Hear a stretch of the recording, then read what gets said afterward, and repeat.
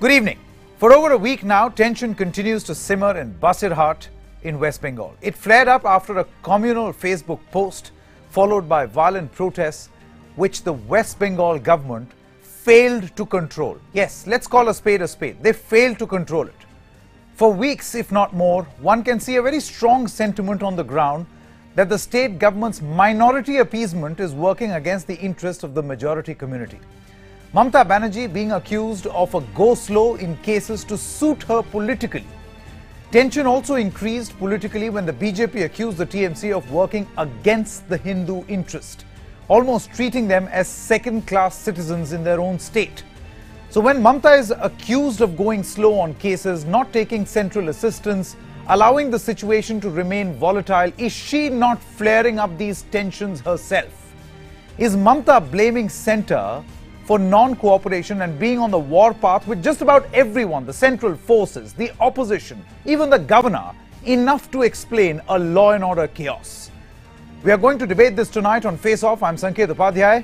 A look at the headlines that we are tracking at this moment. Mamata targets the centre for troubles in West Bengal. Riot hit Basirhat. Off limits for political parties. One dead in new clashes in North Bengal. BJP and Trinamool workers face off in Uttar Dinajpur.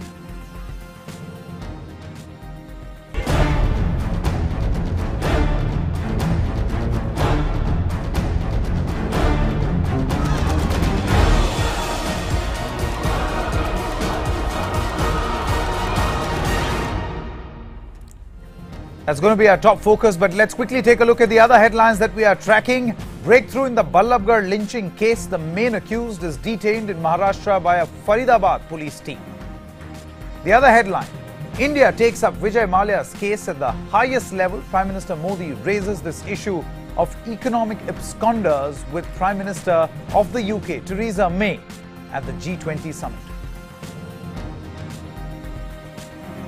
The Chief Justice of India suggests India should open up to foreign lawyers, indicates reciprocity will help improve the system. After Network 18's moneycontrol.com showed how ruthlessly employees were being sacked overnight, Tech Mahindra's chairman apologizes for its HR's unprofessional behavior. We're going to start with some disturbing breaking news now coming in. More violence being reported from West Bengal. Firing took place at a BJP rally in Uttar Dinajpur. One BJP activist is believed to be dead and two others injured. BJP is blaming the Trinamool Congress for the attack. The TMC has denied all these allegations. Let's quickly go across now to Shogoto, who joins us with all the latest. Shogoto, can you tell us what exactly were the circumstances under which this violence flared up? And the TMC seems to be denying any involvement in this particular death. Well, Sanket, disturbing news that we are getting from North Bengal district of Uttar Dinajpur in a place called Chopra, where the BJP was organizing its Vistarak Prachar rally, a program that it has set, the party has set for Bengal for quite some time now, and have been penetrating in several districts across the state with their political agenda to spread their support base in the districts of West Bengal. It was one of those rallies which were taking place in Chopra, allegedly on which there was firing and the rally was fired upon allegedly by the Trinamool Congress supporters from one of the houses which is believed to be of the local Gram Panchayat Pradhan, and that has led to the death of at least one BJP supporter. We can confirm the name for you, Haren Singh, aged about 35, and two others have sustained bullet injuries and are undergoing treatment in nearby hospitals. The BJP blames the Trinamool for this. The Trinamool Congress, on the other hand, has denied any responsibility in the firing, and in fact, the local MLA Hamidur Rahman has gone a step ahead to blame the BJP for clashing and attacking one of the Trinamool Congress meetings that was taking place in that area. There is major tension that still prevails on the ground. Absolutely, there's major tension that prevails on the ground. Thanks very much, Shogato, for getting us this latest breaking news. This, remember, in the backdrop of Basirhat and the political war between the TMC and the BJP. Chief Minister Mamata Banerjee hit out at the BJP, claiming the centre was not cooperating in resolving the crisis and accused them of instigating it. This after BJP leaders held a massive rally in Kolkata after they were barred from entering Basirhat. The BJP was to hold a rally there demanding President's rule be imposed. BJP's centre delegation was taken into preventive custody at the Kolkata airport and later released. একটা হচ্ছে কেন্দ্রীয় সরকারের একটা non cooperation মনোভাব এবং কিছু central এজেন্সির direct interference in federal structure. কিছু বিদেশি শক্তির হাত আছে যারা বিভিন্ন বর্ডার বাংলাদেশের সাথে সংযুক্ত এবং আরো কিছু আছে যাদের সাথে বিজেপি পার্টি সেন্ট্রালের রিলেশন খুব ভালো। বারবার রিকোয়েস্ট করা হয়েছে সেন্ট্রাল রিজার্ভ ফোর্স কেন বলা হয়, ওটা রিজার্ভ থাকে, স্টেটের যখন প্রয়োজন হয় যে কোনো স্টেট চাইতে পারে। এক মাস বাদে আজকে আপনাদের বলছি, বারবার বলা সত্ত্বেও কেন এই নন কোঅপারেশন, কেন সিআরপিএফ দেয়া হলো না চাওয়া সত্ত্বেও।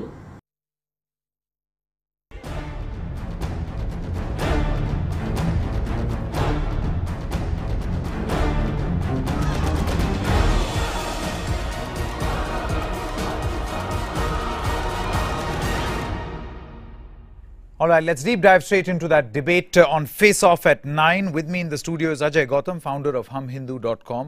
I also have Ranjan Bhattacharya, he's a political analyst, with me here in the studio. Also on the show, we'll be joined in by Swapan Das Gupta, he's an MP and a resident commentator. Tom Wadakan, the spokesperson of the Congress Party. Gaurav Bhatia, the spokesperson of the BJP. And Mahua Mitra, spokesperson and MLA of the TMC. Mahua, I want to start with you. When there is a concern that is being raised, Mahua, that the majority community feels alienated, isolated, frustrated, that they have no voice. Don't you think, law and order being a state subject, the state government must reach out to control this sentiment, to understand this sentiment? I think it's very unfortunate that an anchor of a mainstream media house says this live on national television, because I think this sentiment only exists in the perverted minds of certain BJP social media cells. Bengal has 70% Hindu population. I myself am Hindu, and I think we are just on the back of an election in which we won 220 seats out of 294 in a 70% Hindu electorate. So to say that the Hindus are feeling insecure or there's something wrong in Bengal is, I think it's dangerous and it's shameful. That's the first. I'd like to put that on record. I don't even think that one should dignify that with an answer. Having said that, what I would like to point out that I think it is exceedingly dangerous on the part of the BJP to use communalism and communal violence as a way to consolidate this majority vote bank. I don't think it serves the nation's interest, and it certainly doesn't serve the interests of the secular fabric of this state. Okay. Mahua, interesting that you bring up the point about polarization, because you know, if I look at facts, and I'm going to confront you on facts because you spoke about an anchor of a mainstream media making this point. Gaurav Bhatia, I'll come back to you. Just one moment. Mahua, Bengal government pays a monthly stipend to Muslim clerics, which is unheard of in any other state. Wahhabi Islamism, and these are well documented stories. Wahhabi Islamism is encouraged in border districts. In 2016, Bengal government cut into immersion time for Durga idols for Eid. In 2014, Mamata nominated a semi-founder member for the Rajya Sabha seat. Now, these are facts, Mahua. These are facts which in a way fan that sentiment. Yes, please go ahead. Can I counter every one of them? Yes. Okay, the first, the Muslim clerics are not paid out of the government, they're paid out of the Waqf board. That's the first. And I would like to place, you've given me facts, let me give you another fact. The Minority Affairs Department of the West Bengal government has a budget for 2017-2018 of 2450 crores. This is for 2.5 crore Muslims, which puts it as a per head allocation of 11,000 rupees. If you look at Telangana, it has 44 lakh Muslims and has 2450 crores as budget, which makes it a per head allocation of 28,000 rupees. If you look at Karnataka, it has 13% Muslims, 78 lakhs per head allocation out of a total budget of 2,700 crores, a per head allocation of 35,000 rupees. So Telangana has more than double the minority affairs per head budget of Bengal, and Karnataka has more than treble. So I think if you're talking facts, I'm giving you facts. When you're saying that there's Wahhabi Islamist stories, I think I don't need to say anything more. You've used the word. I think the main term here is stories. These are simply stories that have been planted in the media. I'm not going to dignify that with an answer. The third thing, when you're speaking about immersion time, it was only on one day, and if you have to remember, what happens is very often with the lunar calendar is we have overlap of religious festivals, the Muharram processions. No, that is the point. On that particular instance, it happened once because the immersion was over 4 days. No, that's not the point. On that particular day was the day. No, it is the point. Gaurav Bhatia, that's not the point. My point is, see, when you go into a denial mode, Mahua, when you go into denial, you further alienate people. If this is a sentiment, then I guess as a responsible political party, you have to address that sentiment. She is misleading the audience. Yes, please go ahead, Gaurav Bhatia. I am countering fact with fact. Gaurav Bhatia wants to come in. Yes, Gaurav. Yeah. Now, please. Yeah. First of all, I think the remarks that BJP is a pervert party itself are very objectionable. And it shows that Mahua Mitra, as the spokesperson, has no substance whatsoever to substantiate whatever she is saying. Now, coming to the first fact that she placed, it was the Calcutta High Court that scrapped Mamata Banerjee's stipend for imams, and this was being done by the government. And Waqf board is also, if Mahua ji is correct, Waqf board is also funded from the government funds only. So that policy was quashed by the High Court. Second, this is what the Calcutta High Court had mentioned when they quashed the order that Durga idol immersion cannot continue beyond 4 p.m. The High Court, Sanket, pay attention to this. The Calcutta High Court said, there has been a clear endeavor on part of the state government to pamper and appease the minority section of the public at the cost of the majority section without there being any plausible justification. The reason, therefore, is, however, not far to seek. So these are the words of the Calcutta High Court. I'm sure Mamata ji likes to muzzle the media. They like to pass on the buck to other political parties for their own failures when they cannot maintain law and order in West Bengal. But at least they will respect a constitutional authority like the High Court of Calcutta. Third, look at their approach. Sanket, they are duty bound to place the FIR relating to the death of Kartik Ghosh in public domain. That's the Supreme Court verdict. The FIR is not in public domain. Nobody knows how many arrests have been made in that case. And they are doing appeasement politics because they feel if the police is given a free hand and Muslims are arrested who are perpetrators of crime, then they would lose their vote bank. And that is the most unfortunate part. Next, cooperation with the center. The report that was sought by the central government Home Ministry, and it is the constitutional obligation of Mamata Banerjee to provide a report to the center. She has not sent the report so far. Mahua ji on another channel said the report has been sent. That was factually incorrect. How do you answer that, Mahua? 4 companies were being provided to the state government. Mamata Banerjee refused paramilitary force. So they do not want any independent agency to enter the area because the truth will come out. And truth for them is disturbing. Very briefly, Mahua, I have to go to Mr. Swapar. Yes, very briefly. I think it's rather rich. I think it's rather rich on the part of a new defectee to the BJP to come and tell us about communal harmony. I think it's rather rich. And the first thing, if you're telling us about Mahua ji, this won't work. You know, a person like I you didn't would not interrupt be you, even sir. Answer the question, Mahua. I didn't interrupt you. So if you answer the allegation, let's not get into this. I didn't interrupt no, you. I will one moment. Sanket, I did because not you interrupt. lack substance and you try to make one moment, Mr. Bhatia.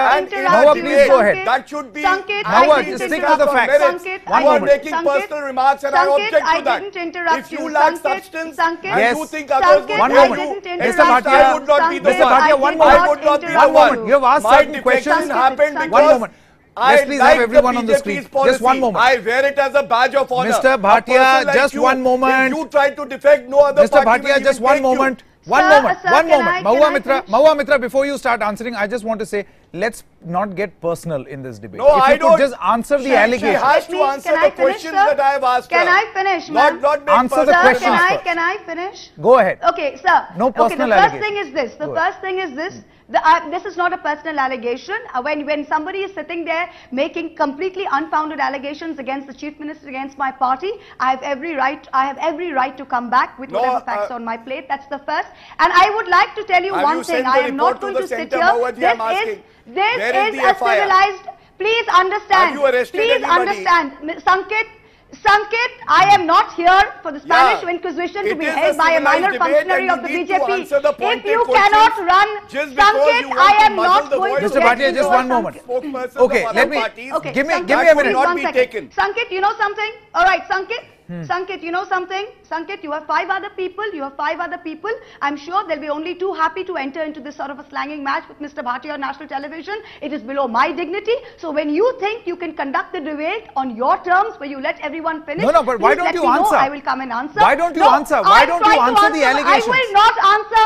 I will not answer with Gaurav Bhatia screaming over my face. I will not do that. Well, he has and asked you have to certain ensure questions. That does not happen again. He's asking you, while okay, I am answering okay, that, Gaurav Bhatia will not interrupt. Sir, I want to while ask, answer that, let he me cannot paraphrase keep his quiet. questions. Yes, Okay, please Gaurav ask me the Bhatia, question. one moment. Please Gaurav Bhatia paraphrase will it. not Please interrupt. I am paraphrase asking it. those Please questions. paraphrase What it. about What those reports? remark about the BJP, I will object. Just and one I will moment. interrupt. Mr. Bhatia, He just is one continuing. moment. Let's All right, keep this answer the civil. tough Just question. one You know moment. what? Let me Mahua, Sanket, I'll come please. back to you. Let me introduce the others also. Let me introduce the other panelists I'm also. not going to participate in Mr. a Swapan debate Dasgupta. where you're letting someone be heard over me. Mr. That's Swapan not on. Dasgupta, Mr. Okay. Swapan Dasgupta, Mahua, I'll come back to you. Mr. Swapan Dasgupta, No, you do can't. you You can't feel come that back at to this me. It doesn't moment, work like that. Please let me finish. You've let Gaurav Bhatia eat into my time. Please let me finish. That's well, not you wrong. had your time. He's exactly succeeded in. No, Please- I didn't please have my go time. ahead. I can, unlike other people, I cannot speak with somebody screaming over my face. I cannot do that. If the No, answer but then is see, this, you are in a debate. In a debate, people will talk. Yes, Mahua, in a debate, I'm people in a will debate. talk. I'm not in a village cockfight. I'm in a debate. I'm not in a village cockfight. Please There's answer a the difference. questions. I don't Please eat answer into the his time. questions. He doesn't eat into mine, sir. Please answer a simple village question. cockfight. One moment. That Please question answer is a very about simple minority question. I am and asking you try one to question, evade tough Mahua. questions, Mawaji. Please And let me answer tell this you, question. other You have been panelists accused have of all the right minority to politics. interject you Yes when or you no? make Not a personal minority remarks or you make politics. remarks This is about a their Muslim party appeasement or only. organization. Your government, Mahua, has been accused of minority appeasement, and that sentiment has been allowed to flare up for so long that it has created a situation like Basirhat. How do you respond to these allegations? Okay. How do you respond I to this respond sentiment to that by on the saying ground? that these allegations are absolutely unfounded. The minority appeasement is a myth which has been perpetuated very successfully by the BJP and by their propaganda machinery. As far as you're looking at the government programs, I've already pointed out to you what the Minority Affairs Department spending is per capita per head, and that is far lower. That is almost half and 1/3 that of Telangana and Karnataka. If you're looking at Will social living in welfare denial help, programs, if you're Mahua? looking at giving cycles, let me finish. I am not in denial. These are numbers. Please don't call denial numbers. I am countering fact with fact. Please do not call that denial. That's not fair. And the second thing is this, if you're talking about that we have given cycles to Muslim school children, I think that's something the BJP has put out. Let me tell you that the cycle program was started by the Sundarbans Affairs Department and by the Backward Classes Department at the same time as the Minority Affairs Department. So Muslim school children alone were not given cycles. Mahua, I'm not talking about cycles at this moment. If we are looking... I'm talking So about what are you controlling talking about? a communal So what is flare-up. minority appeasement? I am talking What is about my- controlling okay, a communal flare-up. We trying have to take controlled, action sir. against We have those- done, sir, we have successfully controlled the communal flare. It is unfortunate whenever communal flare-ups happen. Unfortunately, we live in a country Sanket, where can I different rebut groups that? One moment. I have coexist. to go to We Swapan have Dasgupta. I've got other panelists 27% also. Muslims. Okay. Yes, please, Swapan Swapan. Dasgupta, I want to bring you in. Sorry for keeping you waiting. When you look at the way the TMC is responding, not just Mahua Mitra, because, she's duty-bound to protect the interests of her party, but, Mamata Banerjee, for instance, the press conference that was held today, She talked about non-cooperation from the center. She said that, you know, paramilitary forces have not been sent. There is absolute non-cooperation. On the other hand, there are reports from the center where they say that paramilitary forces were sent. She refused to take them. How do you deal with a situation like this? You see, I can understand that the Chief Minister is under considerable pressure because you have a certain situation in Basirhat, you have an ongoing situation in Darjeeling, and under this there is a feeling that she might conceivably feel a little beleaguered. But you know, the reason why today Basirhat has assumed a degree of disproportionate significance is not merely on account of what happened there as a consequence of some irresponsible Facebook writings. It is because it follows a pattern which started with Kaliachak, when there was the Dhulgarh, then it goes on to Basirhat. And in all these situations, what we have seen is that there has been a degree of minority aggression which has fueled the impression everywhere that Mamta is soft and for various reasons unable to deal with the sort of rather aggressive stand taken by a section of the minorities. I do not say that every single Muslim in Bengal is that way. And this, and you know, the linkage of criminality with this aggression and the linkage of very irresponsible type of statements in which, alas, some Trinamool MPs have been a part of. You know, the sort of the type of fatwa which was declared against Narendra Modi. Now that doesn't really behove normal, responsible politics. But overall, you know, perceptions are perceptions. And that perception is gaining ground that even if Mamta does not discriminate against the Hindus of Bengal, she is a bit too partial. And these various small incidents, whether it's the odd banning of the Saraswati Puja, the restrictions on the Durga Puja immersion ceremony, would this these not be the right time then on her part to actually come out and address this concern? If this is a concern, actually it should be. You know, I mean, as a pragmatic, responsible politician, that's it. Who I'm sure is very, you know, Ranjan Bhattacharya, that's exactly the point that I'm trying to make. Even-handed about this whole thing. Ranjan Bhattacharya, this is exactly the point that I'm trying to make, and I tried to ask this question of Mahua also. I'll try my luck again. But Ranjan, you know, when Mamta Banerjee held that press conference, there were many questions she did not answer. Apart from accusing the center, many questions she did not answer about you know, allegations of minority appeasement, about the Hindu community feeling alienated. Now, if this is a sentiment, I'm saying even of a minuscule minority, even of people who are using it for some sort of an ulterior gain, should this not be addressed? After all, law and order is a state subject, right? I agree. The problem here is very simple. The problem is the state is undergoing a communal tension, and the state government has tackled the issue with their base stability under the Chief Minister's leadership. Now the issue is whether the people of the state and the entire country is happy or not. What is their expectation? What is the expectation? The expectation is very simple, that the communal flare-up should not take place. Yes. And whose responsibility is it? To do that, there should be a very clear understanding between the center and the state. The political parties taking undue advantage of this situation is not Which to be political allowed. Party? Is not be to specific. Be allowed. Which political party? Who are you talking about? Party. No. Be specific. Which political party are you talking? I'm come to that point. My point is very simple. You will have to... No, you said that the political parties are using this for ulterior gains. Which political party? Be specific, no? You see... Are you talking about the BJP?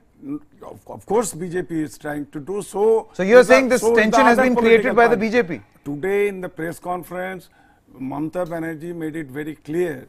She has told that she is open to talk.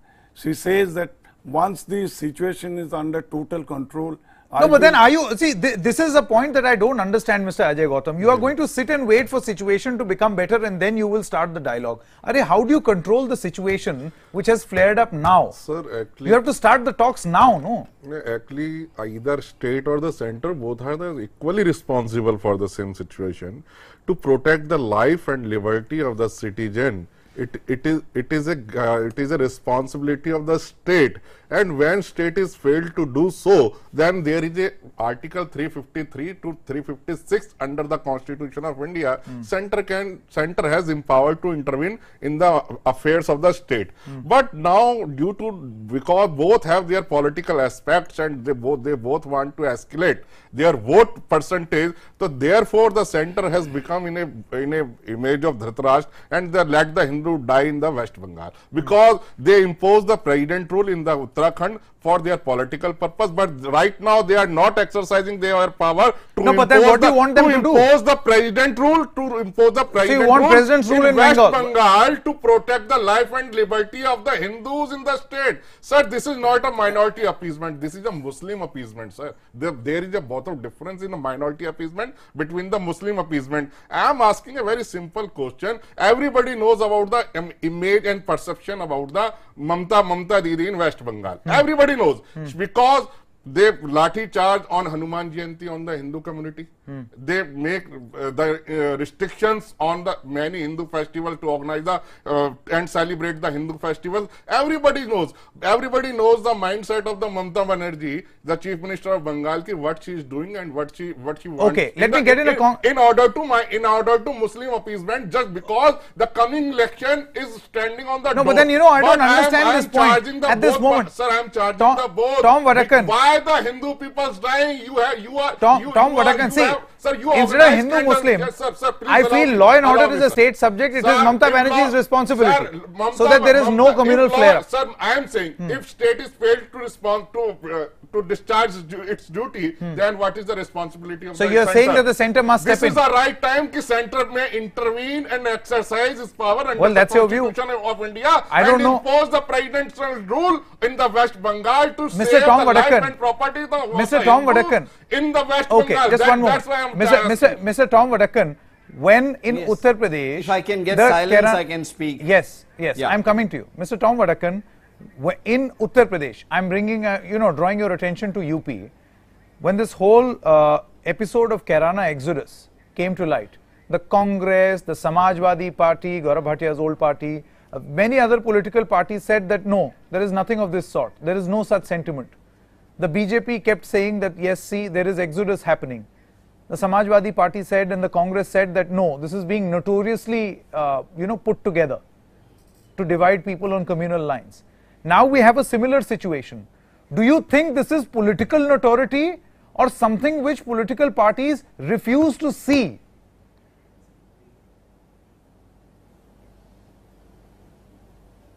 Sanket, the cat is out. You heard Mr. Gautam say that he is talking about president's rule.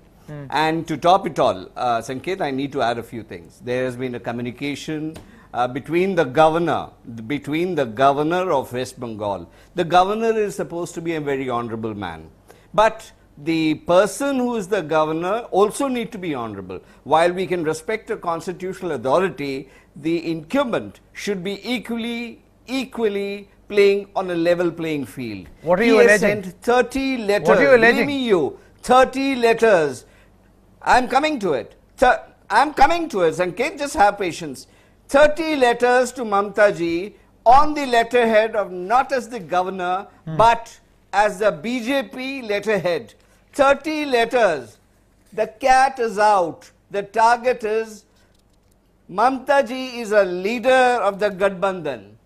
Anybody connected with the Gadbandhan, whether it is Laluji, it is you name it, they are targeted. It starts Mr. Vadakan, come on. We are talking about a law and order situation over here. And then ends up in We are saying, how do you control a law and order situation over here? You are linking it to Lalu, Mamta, the whole Mahagadbandhan. It is absolutely under control. It is absolutely under control, except one. So what is your allegation? BJP is trying to fix everyone. And that too is in you are saying BJP is trying to fix all opposition parties. Let Is me there get in a any doubt response to about that. it? Can I please respond? Mr. Gaurav Is Bhatia, there any Mr. doubt Gaurav Bhatia and about Mahua. this, Sanket? Let me quickly come back. Is there Mahua, any first I want to doubt start with about you. it? Do Is you there agree with any Mr. Tom doubt about Vadakkan? it? I'm sure you would. Let Do you him think that the finish. BJP is trying to Let him fix you? finish. Well, the BJP there is one in its similarity arrogance is between definitely what trying the to- One TMC moment. spokesperson Gaurav Bhatia, I'm said coming. and Mr. Tom Vadakkan has said. The similarity is this, that, yeah. One moment, Can I Gaurav make- You know Bhatia. what? One, You Gaurav carry Bhatia, on one the moment. discussion. It was Mahua- my turn to Yeah. speak. Just let him See, speak, okay? No, no, Just no. let him speak, and I'm going. No, no, no, Why did you let him speak? I was coming. No, Have you go patience, ahead. Mahua. Come on, come Mahua on, ji, please. Go ahead. I was I letting thought you he was speak. There is asking me the question. there is Go ahead. the problem in TV is that there is a little bit of a lag. That's why, you know, there was a confusion. I'll come back to you, Gaurav Bhatia. Mahua Mitra, please go ahead. Do you feel that the center is trying to fix Mamta Banerjee, fix Lalu Prasad Yadav, fix everyone else? And this is a large grand conspiracy think as the that- Congress alleges.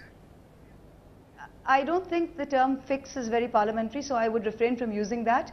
But do I think that the BJP is definitely trying to pressurize every single opposition leader to toe their communal line? Yes, they are. That's the first. Yes, they are. There's unequivocally, I can say yes to that. That's not even up for question. But having said that, I think the most important thing to remember is you seem to be perpetuating the myth that there's a law and order situation which is prevalent in Bengal. Is there not? Unfortunately, there was a communal incident. It has In no, there Basirhat? is not. Unequivocally, there is not. There was in Basirhat. That situation has now been controlled. It is not. Is yet there not completely that a back to BJP normal, worker but we has are lost hoping his life? There was. In Chopra, in Uttar There is Dinajpur? no doubt. There is no doubt, nobody is denying that one unfortunate death has happened. In situations like this, it is incumbent upon the state government to ensure that there is minimal loss of life. That's our first life. That's So our do you first think you have priority. failed in That's what the discharging police that have duty? done. They have shown. No, Mahua they Mitra? have not. Given the extent of the trouble, while one death is unfortunate, there was a situation where it could easily have become more. And I think the police have done a remarkable job in controlling the loss of life. While one death is extremely unfortunate, but we are extremely happy that the police are successful in controlling it. And given like Mr. Dasgupta said, that this is assumed a disproportionate amount of both media time and kind of national airtime. But given that this is being made out, if you look at what the BJP presided over in Godhra in 1992, you had 1962 deaths, which were the official toll, 2,500 injured. Now that's what you call a communal riot. When you compare that to one unfortunate death, as unfortunate as it Mahua, may be, the two Mahua, cannot at be this compared, moment, sir. Mahua, you know, it's an unfortunate Sir, what comparison. is happening in I would Malda? just You are one moment. giving all the Gaurav time to Bhatia, just Mahua. one No, it's moment. not an Gaurav Bhatia, I'm unfortunate coming to comparison. you. She's making Come on, don't allegations behave. against the BJP. Gaurav Bhatia, don't behave like this. You know, I'm always fair. Gaurav Bhatia, my point over here is, don't you think that this comparison is unfortunate? I'm not Two wrongs don't make a right. allegation No. against you, but give me my fair amount Go of ahead. time. Go ahead. Yeah. Go ahead, Gaurav Bhatia. I'm First waiting. of all, as we speak, there is a report that three persons have lost their lives in the Darjeeling area and area adjoining Darjeeling. So, you know, whether it is Darjeeling or other areas, we are seeing various communal incidents happening, and Mamta Banerjee at least needs to come out and address the concern. As I pointed out earlier also, the FIR copy should be in public domain. It's not. Nobody has told the public how many persons are accused in the FIR where the BJP worker lost his life. How many arrests have been made? There is no clarity. And Mamta ji is very, very nervous, and she is afraid the truth would come out. That is why they are blaming the media. They are muzzling the media. The governor is wrong according to them. And all that is happening in West Bengal is because of political parties, mainly the BJP. But the reality is that it is the TMC government that has failed in its constitutional obligation to maintain law and order. You know, Mahua, at this Next, moment, responding to what Mr. Tom Vadakkan was saying, he was talking about the governor's role. The governor is, under the constitution, obliged to seek a report and act as a check and balance for the state government. I am reminded of Bhuta Singh, who was reprimanded by the Honorable Supreme Court in 2005 as the governor appointed by the Congress and for his unconstitutional behavior. For the moment, let's just stick to Basirhat at this moment. Party to preach us. You know, I understand, Gaurav Bhatia. Let's just stick to Basirhat at this moment. Mr. Swapan Das Gupta, before I come back to Mahua, and then we'll quickly take the closing comments. Mr. Swapan Das Gupta, don't you agree, and as it is popularly said, that the first step towards solving a problem is to realize that there is one? So when Mahua Mitra, Ranjan Bhattacharya, Mamta Banerjee basically say that there is no law and order problem, there is no communal flare-up, there is no feeling of Muslim appeasement on the ground, basically they are not trying to acknowledge any problem, even if it were to be a figment of someone's imagination. They're just rubbishing it or brushing it under the carpet, and that could be dangerous.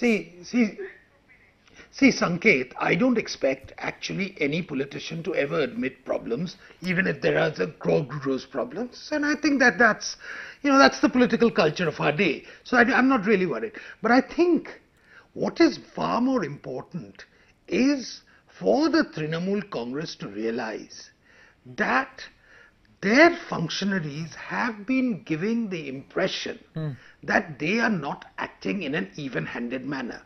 Much of the blame for the Basirhat violence, it really can be divided into two phases. One, the damage to property and residential houses of the Hindus, which happened immediately after the Facebook posting. But after that, there was an equal amount of a virulent emotional backlash and sort of thing as a result caused by a Trinamool MLA behaving in a very, very irresponsible manner and a manner which suggested that there was no sense of even-handedness he had. Now, it's that, I think, which is really the big problem in Bengal. Now, Bengal is a very delicate communal situation. You have a very large Muslim population who are organized, and you don't have really anything called a Hindu vote bank as yet. So anybody who talks about a Hindu vote bank really actually jumping the gun. Maybe a Hindu vote bank will evolve in time, but if it is seen that in a place like Kaliachak, where counterfeit currency sort of speculators and racketeers merged in with the mobs, and then the chief minister sort of had a policy of denial of the gravity of the situation. These are the things which really build up to that, and I would urge all the TMC to recognize that the feeling that they lack a sense of even-handedness, that they are partial. Let me take that as a closing comment. Is very real. Swapan, let me quickly. I'll come back to you. I'll give 30 seconds to everyone for a quick closing comment. Mahua Mitra, do you think that this sentiment that you are not even-handed, as Swapan rightly put it, do you think that is what ails this law and order situation in West Bengal right now? I think the fact that you say that he rightly put it is itself impartial, is very partial. I don't think it's. No, I'm just responding to a sentiment. You're part of the, Mahua, just one moment. Mahua, I am responding. I am just saying that there are facts. We have reporters on the ground who are reporting every day on this sentiment. So when you are a representative of a state government, I have to ask of you. We are a responsible, I am a representative of a very responsible state government who is fully aware of its rights and duties towards its fellow citizens. May I remind you that we have a 70%, as with problems, as do all elected governments, as do all democratically elected governments, we have our share of problems and we have our share of good things as well.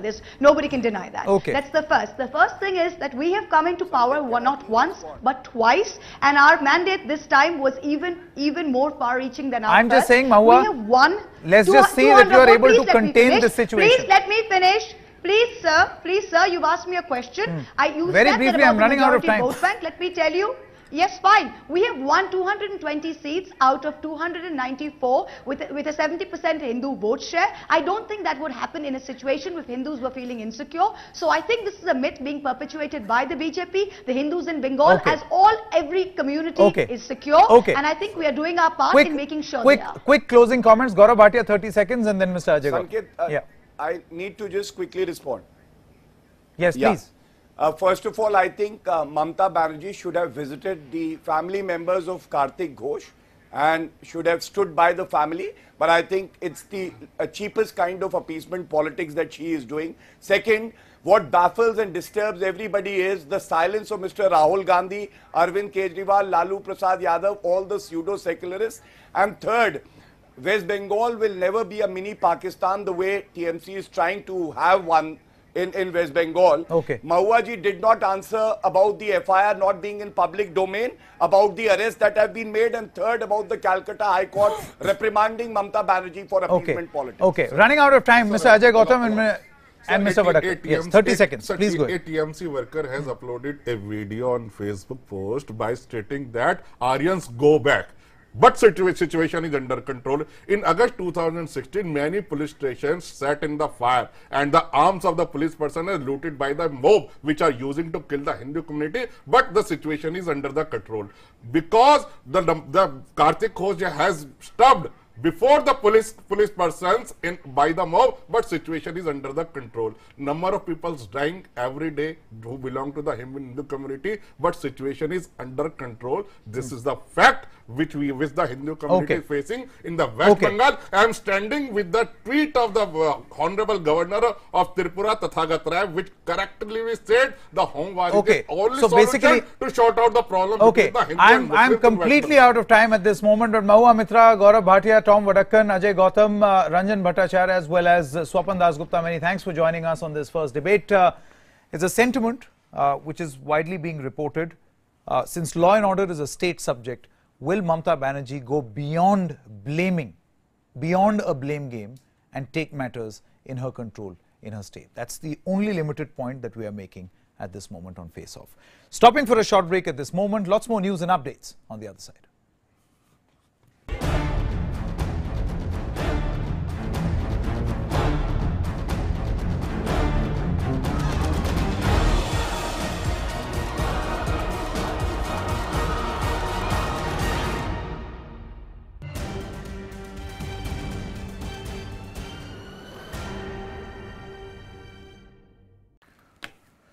All right, we have some breaking news on this edition of Face Off. BJP MP Subramaniam Swamy has filed a petition before the Supreme Court seeking an e-auction of broadcasting rights for the IPL. Swamy argued that IPL chairman Rajiv Shukla had gone back on promise to implement the e-auction. Swamy claims that e-auction is the only transparent process to obtain broadcasting rights. Remember, the call for an e-auction was earlier rejected by BCCI office bearers. We've got Bhupen Chaubey, Executive Editor, joining us on the phone line with all the latest. Good evening, Bhupen. What's the provocation for Mr. Subramaniam Swamy to say this now? Well, Mr. Subramaniam Swamy had, on the 27th of April, actually written a letter to the Supreme Court appointed Committee of Administrators Chairman, Mr. Vinod Rai, asking him to ensure that as far as the process of awarding of broadcasting rights of BCCI matches, and specifically in the context of IPL is concerned, there should be e-auction process which should be implemented.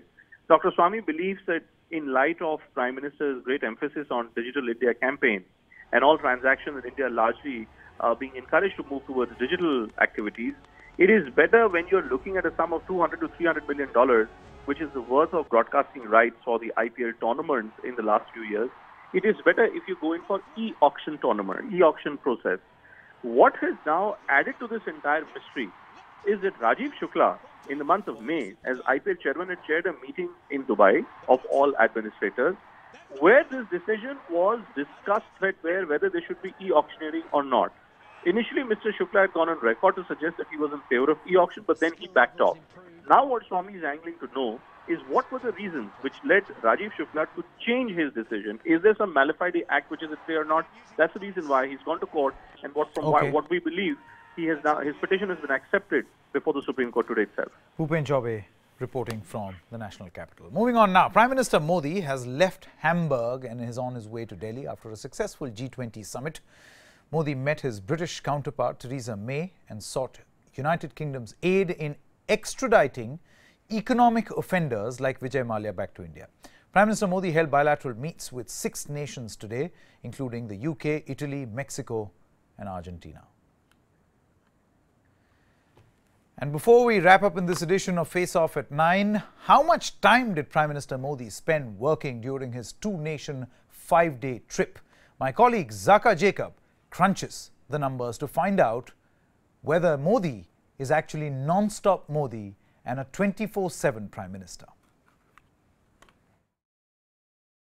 So Narendra Modi is on a foreign tour, first Israel, now Germany. He's been out for the last 5 days. That's a total of 120 hours. Let's just bring you up to speed with the number of hours Mr. Modi has been working. Out of the 120 hours, the visit started, of course, on day one. That was Tuesday, when Mr. Modi flew out of Delhi for Tel Aviv at 10 a.m. local time here in India. The total flight time is about 8 hours.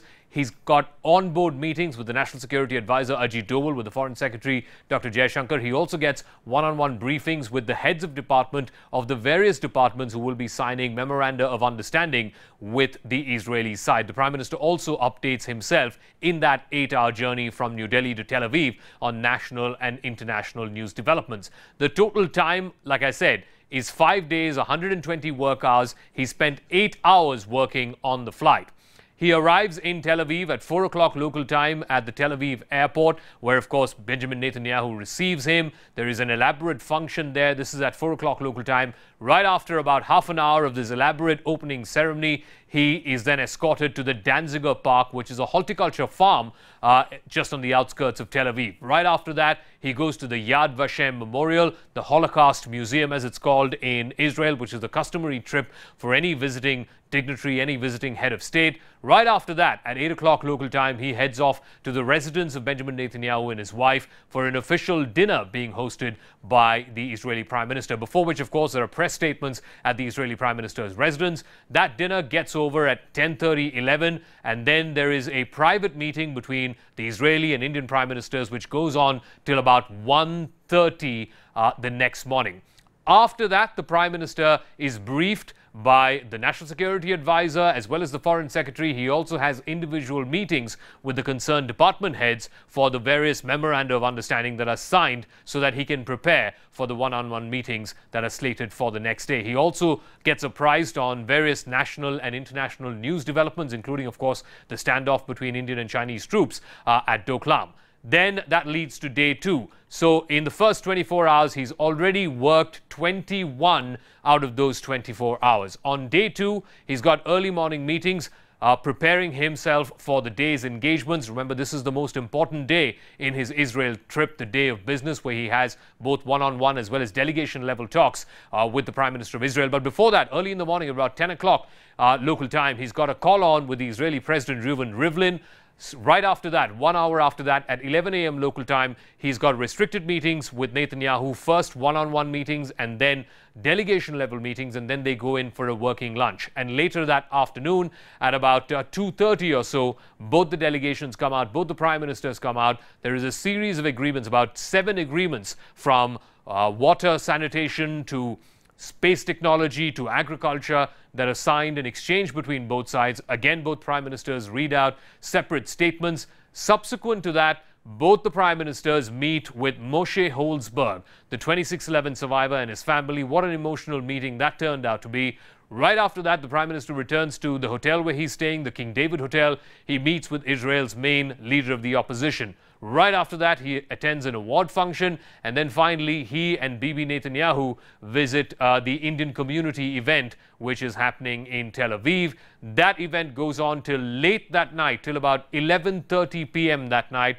And right after that, he's not done yet, the Prime Minister. He then gets an update on national and international news developments. He's also given a briefing by both the National Security Advisor and the Foreign Secretary. So 2 days, that's out of 48 hours, he's already worked 42 out of those 48 hours. Then on day 3, he takes a short chopper ride, about 30 minutes, from Tel Aviv to Haifa. The day's engagements begin with that trip to Haifa, where he lays a wreath at the Haifa Indian Cemetery, remembering the Indian soldiers who died in the liberation of Haifa city in the First World War in 1918. Right after that, they go to the Haifa beach, both prime ministers. There is this fantastic photo opportunity of both the prime ministers standing at the Haifa beach. Right after that, there's a visit to the desalination plant, then a meeting with the CEOs of 24 startups of Israel. Right after that, there's a meeting with the Indian students, and then the prime minister leaves from Israel on board Air India One. On his way to Hamburg, he gets a briefing again on the latest international and national news developments. So out of the 3 days, out of the 72 hours in Israel, the Prime Minister has already spent 58 of those 72 hours working. Then he enplanes for Hamburg. It's a 5-hour flight from Tel Aviv to Hamburg. On board that flight, he's got a debriefing on the Israel trip. What were the successes? What are the hits? What are the misses? There are also preparatory meetings for the various bilaterals at Hamburg on the sidelines of the G20. So out of the 120 work hours, he's already worked 63 out of 72 hours in the 3 days that he was in Israel. Then on day 4, early morning, he's got meetings to prepare himself for the various bilaterals that are going to happen on the sidelines of the G20. First, of course, is the BRICS meeting before the G20, and then the G20 happens. Then, of course, there are various bilateral meetings, first with Japan. The Prime Minister of Japan, Shinzo Abe, calls on the Indian Prime Minister. Then he's got a meeting with the Canadian Prime Minister, Justin Trudeau. There is a working lunch of all G20 heads of government on climate change. There's the leaders' concert that happens at 7 p.m. in Hamburg. And after that, that concert and dinner gets over about 10 p.m. Then again, the Prime Minister is given a daily briefing on the latest national and international news developments. That day, of course, also saw the Prime Minister have a meeting with Xi Jinping to talk about the standoff that's going on between Indian and Chinese troops. So out of 4 days, that's out of 96 hours, the Prime Minister has already worked 84 out of those 96 hours. And then the 5th and final day, again, he's got early morning preparations for the various bilateral meetings that he's going to be having through the course of the day. He's meeting with the heads of government of Mexico, Italy, Korea, Argentina, the United Kingdom and Vietnam. So an action-packed day,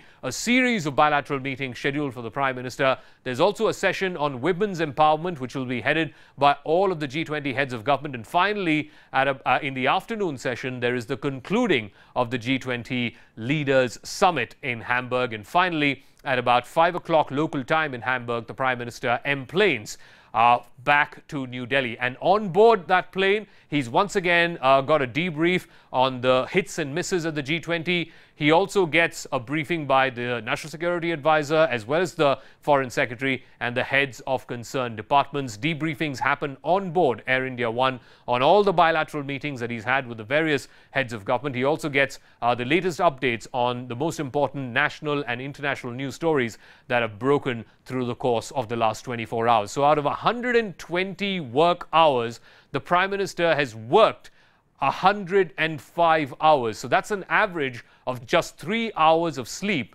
every single day.